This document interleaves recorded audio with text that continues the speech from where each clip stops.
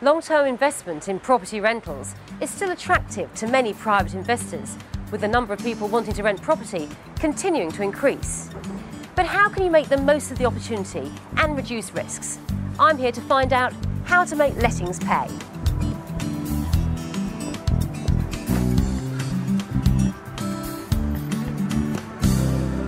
Peter, we hear a lot in the media that the buy-to-let market is a dead duck, not worth investing in anymore. Is this the case? You're right, Nikki. If you believed everything you read, you wouldn't be going anywhere near it. But no, it's not. It's not the case at all. I think, however, we have been running into a problem after a very, very strong buy-to-let market over the last few years. So people have been making money? They have. The vast majority cannot be complaining about the sort of returns they've been getting over the years. I think the problem we've had, though, Nikki, is that those, what I refer to as the coffee table investors, the dinner party investors who have jumped in to buy the odd one property are now finding themselves in trouble. Right, so they're not going to get the returns immediately. I think what they've been doing, and this we've been warning about, is people think that they can let a property for 52 weeks a year at the absolute sort of maximum rent. And what you can't do is just phone up your agent and say, oh, my mortgage has gone up by £100 a month, can you please put the rent up? It doesn't work like that. OK. If I'm a landlord, what are the benefits to me of going through an ALA agent? Oh, there are some really clear benefits of only using ALA agents, and what I would say is all about protection and standards and you being able to trust the people that you are dealing with.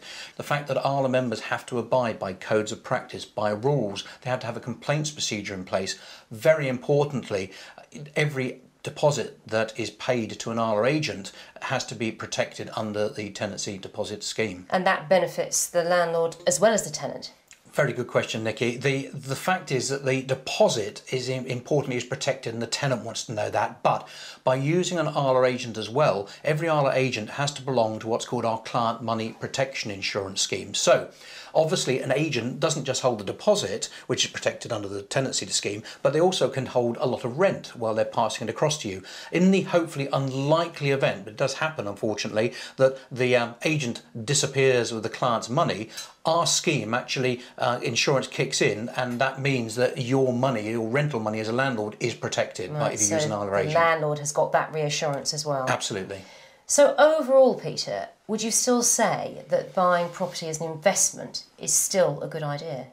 You know, we're finding at the moment that people are beginning to worry about whether there's any point in having their money in stocks and shares. They're worrying about their pensions and they're actually going back to the safe old things, and that tends to be gold, and it also tends to be bricks and mortar. So as long as it's not being looked at as a very short-term investment and you're taking a medium to long-term view, I personally believe that the demand for rental accommodation is going to continue. In fact, there are a number of people who say it's going to get increase and get even bigger, and so therefore from that point of view, from an investment point of view, hopefully nothing wrong with having your money in bricks and mortar still. Brilliant. Thanks, Peter. Okay. And I've been talking to Peter about the current letting market, and you're going to tell me about the practicalities of becoming a landlord. How would I actually start? Okay. Well, very good advice is the location. You need to choose your property. Profiles of tenants have changed over the years. You have relocating professional people that are looking for certain things, families looking for schools, that sort of advice. So the impact on the location could be because it's near good schools, that kind of thing? Yes, definitely. You know, local transport, varying things, really. Right. So first of all, you've got to go and do a bit of exploration, really. Yes, well, I think you go to an ALA agent for the advice that you're going to get, and that covers a multitude of pieces of advice, starting with the location.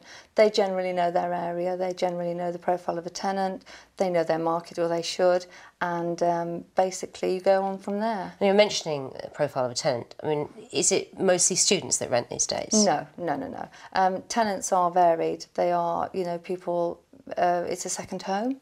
Very often people working away from home, people relocating from another country, short-term people renting before buying. So it can be very professional people? Oh yes, definitely. So therefore very high standard of property? Yes, very high. Right. Very high. What about legal obligations? What would be my legal obligations as a landlord?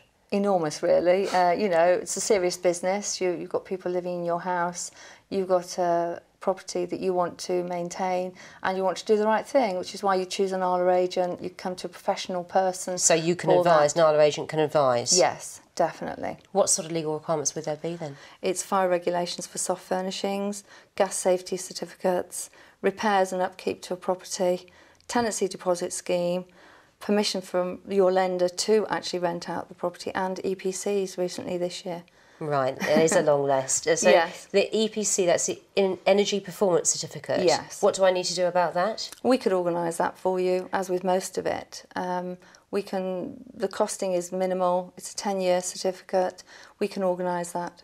Okay, that's good. Now, the other thing you mentioned was about you have to have permission from your lender. So you mean when I purchase the property, my mortgage company or whatever, they need to know about it? Yes, they need to be aware you're going to rent the property out. You need to have permission from them in order to give a tenancy to a tenant. And is that normally a smooth process? Generally, yes. You know, buy-to-let used to it. Generally, that's fine. Okay. So, is there anything else I should be aware of as a new landlord?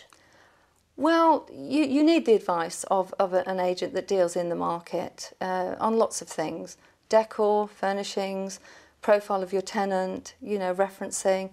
An enormous amount of work is needed. So it really does make sense to come to an ALA agent? Yes. Yeah. And thanks, that's very helpful. Steve, your company specialises in advising landlords on furnishings. What kind of impact does that have on letting a flat, the furnishings?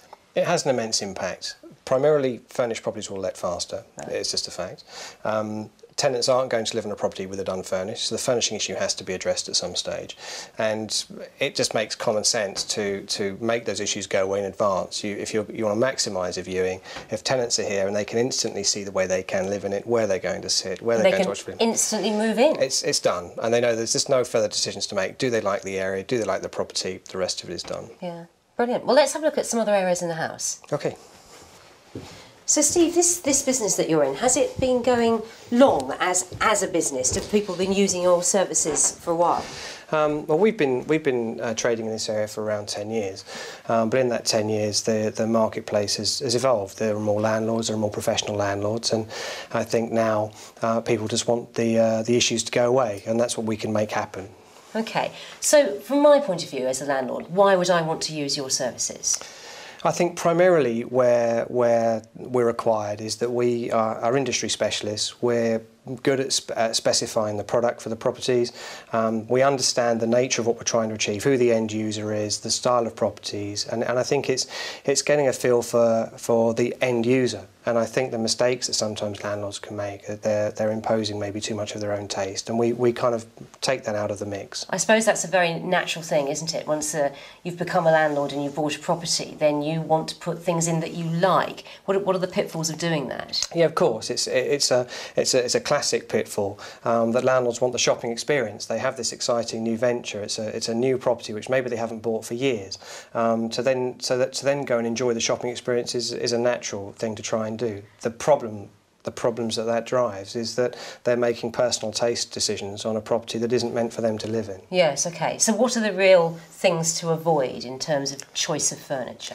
I think there are some basic guides that landlords need to bear in mind, and the first one is to respect the space. People are renting space. They're not actually looking at renting the actual furnishings that are in there. They're renting space and they want to have maximum use of that and maximum flexibility. You do, of course, still have to ensure that they have obvious zones that they can use, and you do want to control the way they use the property to a degree.